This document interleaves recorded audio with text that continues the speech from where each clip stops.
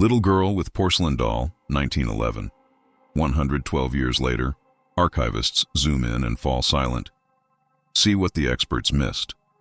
Before we continue, subscribe to the channel and turn on notifications so you don't miss any new videos. The discovery began on a humid September morning in 2023 when Dr. Eleanor Wright arrived early at the Massachusetts Historical Archives. As the newly appointed Chief of Digital Preservation, she had inherited thousands of uncatalogued photographs from Salem's probate courts. The cardboard box labeled Blackwood Estate, 1911, had sat untouched for over a century. Eleanor lifted the first item with gloved hands. It was a sepia cabinet card measuring 4 by 6 inches, its edges slightly yellowed but remarkably preserved. The photograph showed a young girl standing on a wooden porch, her dark hair carefully arranged with ribbon bows. She clutched a porcelain doll against her chest with both arms wrapped protectively around it. The child's expression struck Eleanor as peculiar. While Victorian children often appeared solemn in photographs due to long exposure times, this girl's eyes held something deeper. They seemed to plead with the viewer, as if begging them to understand an unspoken message. The doll in her arms was extraordinarily detailed, with real human hair and a silk dress that matched the child's own outfit perfectly. A handwritten notation on the back read, "Amelia Blackwood, age 7, April 1911. Below that, in different ink, someone had added, "Parents deceased December 19, 1911. Fire origin unknown." Eleanor placed the photograph on her high-resolution scanner, setting it to maximum detail capture at 12,000 dpi. As the preview loaded on her monitor, she noticed something odd about the composition. The photographer had positioned Amelia slightly off-center, leaving an unusual amount of empty space to her right. The porch railing behind her showed signs of recent repair work, with newer wood patches visible even through the aged photograph. But what made Eleanor pause was the window visible in the background. The glass pane reflected more than just daylight. There appeared to be a shape inside the house watching from the second-story window. Eleanor increased the zoom to 200%, then 400. The silhouette became clearer. It was another doll, identical to the one Amelia held, positioned to peer down at the child. But what they discovered next would change everything. Eleanor began researching the Blackwood family through genealogical databases and newspaper archives. The Salem Evening News from April 1911 mentioned Jedediah Blackwood as a prosperous merchant who imported rare goods from Eastern Europe. His wife, Constance, came from Old Salem stock, her family tracing back to the original settlers. They lived in a grand Victorian home on Federal Street with their only child, Amelia. The newspaper's society pages painted a picture of an isolated family. Despite their wealth, the Blackwoods rarely entertained guests. Neighbors reported strange deliveries arriving at night, always heavily crated and requiring multiple men to carry inside. The family employed only one servant, a Romanian woman named Elisabeta Ionescu, who spoke little English and never socialized with other domestic workers in the neighborhood. A gossip column from May 1911 caught Eleanor's attention. The anonymous writer hinted at peculiar arrangements in the Blackwood nursery, mentioning that young Amelia was never seen without her doll. More intriguingly, the column referenced twin treasures from the old country that Mr. Blackwood had procured at great expense. The writer noted that visitors reported hearing 2 distinct voices coming from Amelia's room, though the child was always found alone with her doll. Eleanor cross-referenced this with shipping manifests from Boston Harbor. In January 1911, Jedediah Blackwood had received a shipment from Bucharest labeled Antique Furnishings and Curiosities. The customs declaration listed 2 porcelain dolls among the items, described as matching sister dolls of exceptional craftsmanship. The invoice showed he paid $800 for the pair, an astronomical sum that would equal nearly $30,000 today. The trail led Eleanor to examine death records more carefully. The fire that killed Jedediah and Constance Blackwood on December 19th had indeed been ruled accidental by investigators. However, the coroner's report contained an unusual detail. Both bodies were found in the nursery, not in their own bedroom as might be expected during a nighttime fire. They had apparently rushed to Amelia's room, where they perished trying to retrieve something from a locked trunk. 7-year-old Amelia survived because she wasn't home that night. Records showed she was staying with her mother's sister, Ruth Whitmore, who lived across town. After her parents' death, Amelia remained with the Whitmores permanently. The Blackwood house was boarded up, its contents placed in legal storage pending the settlement of the estate. Eleanor found one more newspaper item from December 23, 1911. It was a small notice stating that Miss Elisabeta Ionescu had departed Salem to return to Romania. She left no forwarding address. The same article mentioned that several items were missing from the Blackwood estate inventory, including a valuable porcelain doll of European origin. Modern technology was about to reveal the unthinkable. Eleanor decided to process the photograph through advanced spectral imaging software. This technology could detect details invisible to the naked eye by analyzing how different wavelengths of light interacted with the aged emulsion. She uploaded the high-resolution scan and waited as the program analyzed each pixel. The first enhancement revealed pressure marks on the doll's porcelain hands where Amelia gripped it. These weren't simply from handling. They formed a distinct pattern, almost like fingerprints burned into the glaze. The marks appeared fresh in the photograph, suggesting they had formed recently despite the doll's apparent age. The software's chemical signature analysis detected something else. There were traces of salt residue on Amelia's cheeks, invisible in the original image but clear under spectral examination. The child had been crying, though her expression remained carefully composed for the camera. The tear tracks led from her eyes down to where her chin touched the doll's hair. But the most disturbing discovery came when Eleanor applied edge detection algorithms to the window reflection. The second doll wasn't simply positioned in the window. It was being held. The enhancement revealed the outline of small hands gripping the doll from behind, hands that appeared to belong to another child. The figure was transparent, barely there, as if the photographer had captured something between the physical and spectral planes. Eleanor consulted with a colleague who specialized in early photography techniques. He confirmed that double exposures were common accidents in 1911, but this didn't match those patterns. The ghostly figure appeared to exist in real time with the rest of the image, not layered on top. Moreover, the reflection showed details of the room's interior that perfectly matched architectural drawings of the Blackwood house. Intrigued by the chemical analysis results, Eleanor submitted a request to test the actual photograph for DNA evidence. While paper artifacts rarely preserved genetic material, the salt residue from tears sometimes contained enough cellular debris for modern analysis. The state forensics lab agreed to attempt extraction using their most sensitive equipment. 2 weeks later, the results arrived. They had successfully extracted mitochondrial DNA from 3 separate sources on the photograph. The first matched genealogical records for Amelia Blackwood, confirmation that the tears were indeed hers. The second source came from skin cells embedded in the paper's surface, likely from handling. But the third source proved most puzzling. It was also from a child, showing markers consistent with Eastern European ancestry. The DNA was severely degraded, as if it had been subjected to extreme heat. The forensics report included an unusual note. The third DNA sample showed signs of chimerism, genetic material from 2 distinct individuals mixed at the cellular level. This condition was extremely rare, typically only found in cases involving absorbed twins or certain bone marrow transplants. Neither explanation seemed plausible for a child in 1911. The secret kept for over a century was finally bleeding through the emulsion. Eleanor's investigation led her to Dr. Marcus Fielding, a historian specializing in Victorian-era occult practices. He recognized the doll's description immediately, referring her to an obscure monograph published in 1893 about Romanian folk magic. The text described vessel dolls created through a forbidden ritual that bound the spirit of a dying child to porcelain form.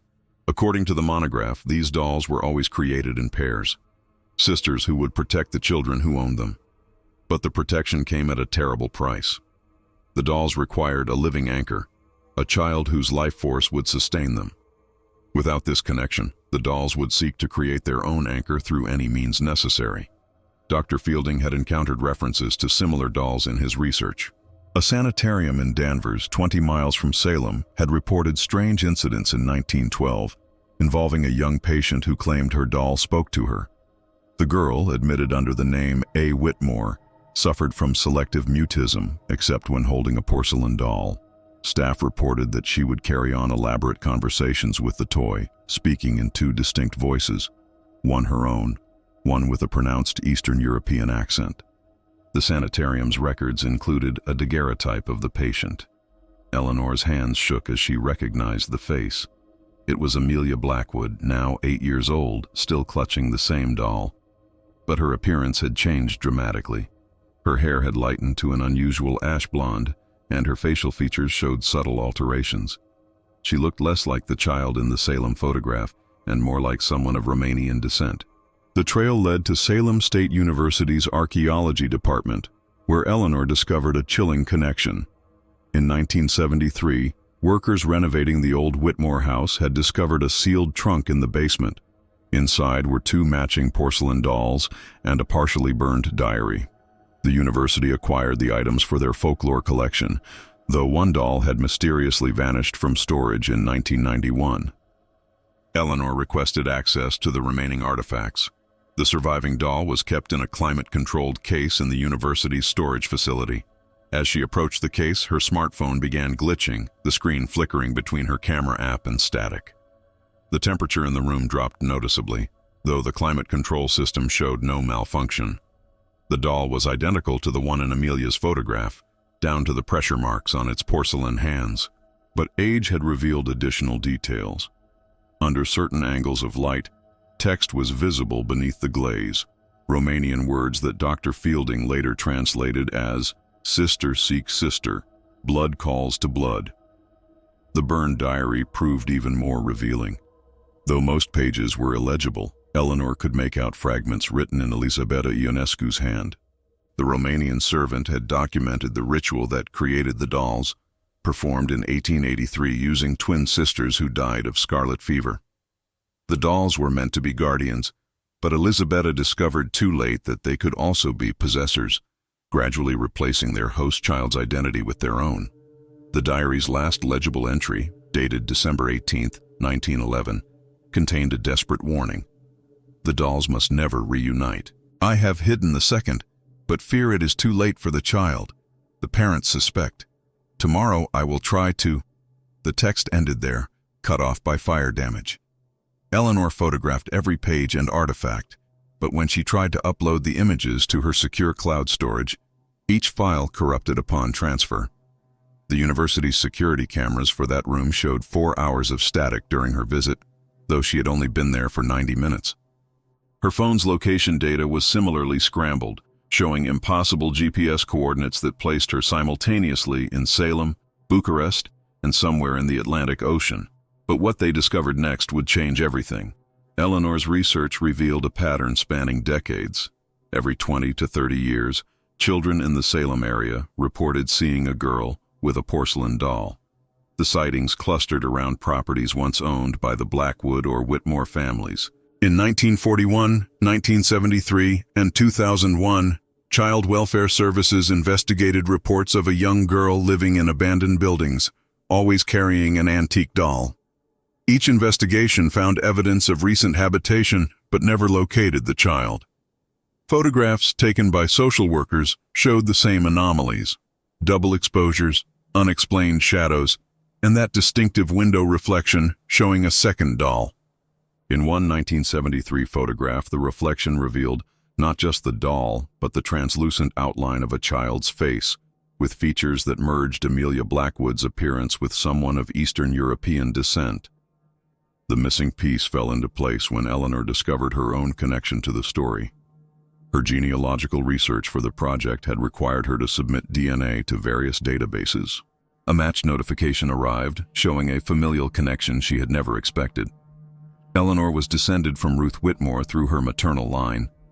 Her great-great-grandmother had been Amelia Blackwood's guardian after the fire. This revelation sent Eleanor back to her family's records. Her grandmother had left boxes of old photographs and documents that Eleanor had never thoroughly examined. Among them, she found a letter dated 1953 from a law firm handling the Whitmore estate. It referenced the obligation regarding AB's effects and mentioned that certain items must remain in the family's custody in perpetuity. The letter included an inventory. Listed among mundane household goods was one porcelain doll, European, circa 1883. Eleanor's mother had donated many of her grandmother's belongings to charity shops in the 1990s. Around the same time, the university's doll had vanished. The timing was too precise to be coincidental. Eleanor began experiencing strange events. Her apartment's electricity flickered whenever she worked on the Blackwood case.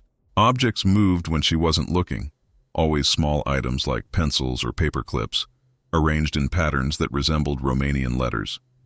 Her dreams filled with the sound of children singing lullabies in a language she didn't understand. The culmination came when Eleanor discovered that the charity shop where her mother had donated items still existed. The elderly owner remembered the donation and, incredibly, still had records. Most items had sold quickly, but one piece had been purchased by a private collector and then returned the next day. The buyer claimed it was too unsettling and refused to elaborate. The shop owner had placed it in their back storage, where it remained for 30 years. Eleanor's hands trembled as she unwrapped the carefully preserved bundle. Inside was the second doll, identical to its sister at the university. The moment her fingers touched the porcelain, her phone began recording video without her input. The footage would later show Eleanor's face subtly shifting, her features taking on characteristics that matched the chimeric DNA from the photograph. The secret kept for over a century was finally bleeding through the emulsion. Dr. Marcus Fielding helped Eleanor understand the full implications of her discovery. The dolls weren't simply vessels. They were bridges between souls. The twin sisters who died in 1883 had been caught in an experimental ritual meant to preserve their spirits. But the spell had gone wrong, trapping them in a state between life and death, always seeking new hosts to complete their existence. Amelia Blackwood had been chosen as a host, but the process was interrupted by the fire. Her parents died trying to separate her from the dolls, understanding too late what Elisabetta's ritual had brought into their home. The servant's departure wasn't abandonment. It was an attempt to break the chain by taking one doll away. But the dolls' bond transcended physical distance. They called to each other across generations, manipulating circumstances to reunite. Each host child became a partial vessel, their identity slowly merging with the trapped sisters. The chimeric DNA wasn't from absorbed twins. It was evidence of spiritual possession at the cellular level. Eleanor realized why she had been drawn to this particular box in the archives. The dolls had orchestrated their own discovery, using her family connection to bring their story to light. The power outages, corrupted files, and time distortions were manifestations of their growing influence as they came closer to reuniting. The final revelation came from the burned diary's chemical analysis. The fire that killed the Blackwoods hadn't been accidental. Traces of accelerant matched a compound referenced in Romanian grimoires for banishing rituals. Someone, likely Elisabetta, had attempted to destroy the house and dolls together. She had saved Amelia by ensuring she was away that night, but the dolls had protected themselves, surviving the flames that claimed the parents instead. Eleanor faced an impossible choice. The dolls were artifacts of immense historical significance, evidence of practices that scholars had long dismissed as folklore. But they were also active conduits for forces that had already claimed multiple lives. The university's missing doll hadn't been stolen.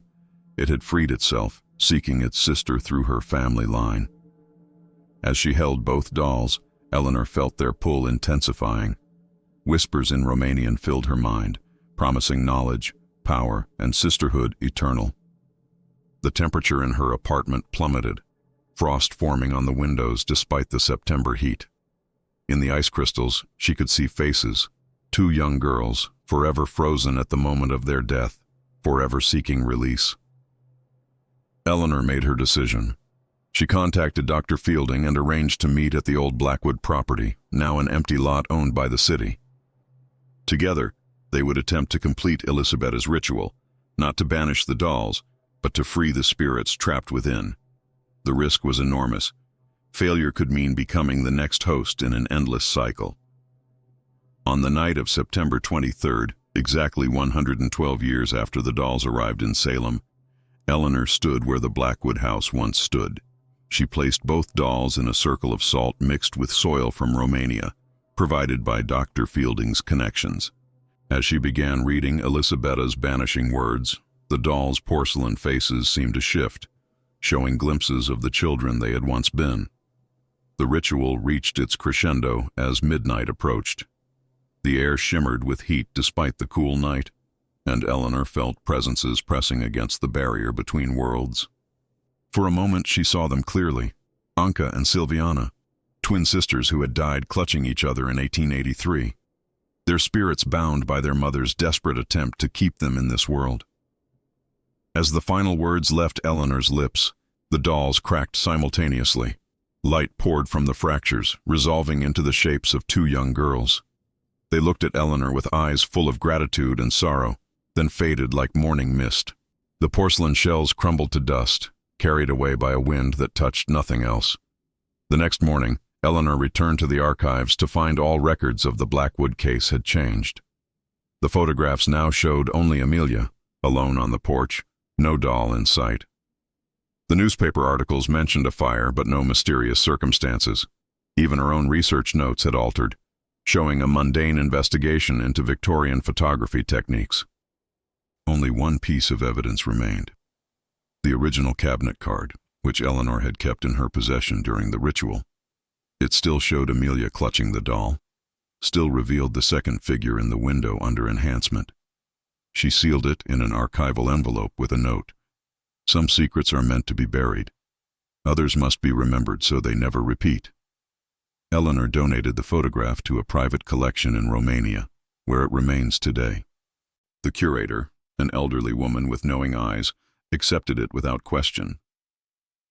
As Eleanor left, she heard the woman whisper a prayer in Romanian, the same words Elisabetta had written in her diary, a blessing for the dead who finally found peace. The Blackwood case officially closed with no significant findings. But those who know where to look can still find traces of the truth. In Salem's older cemeteries, fresh flowers appear on unmarked graves each April. Security cameras capture nothing, but groundskeepers report the scent of Romanian wildflowers and the faint sound of children laughing. Eleanor continued her work at the archives, though she never again encountered anything as profound as the Blackwood dolls. She kept one reminder, a small burn mark on her palm where the second doll's porcelain had cracked during the ritual. It resembled the pressure marks from Amelia's photograph, a permanent reminder that some mysteries exact a price for their revelation. The truth about Little Girl with Porcelain Doll, 1911, remains hidden in archives and private collections, waiting for the next researcher brave enough to zoom in and fall silent at what the experts missed. But Eleanor Wright's warning echoes through time. Not all secrets are meant to be uncovered, and not all dolls are simply toys.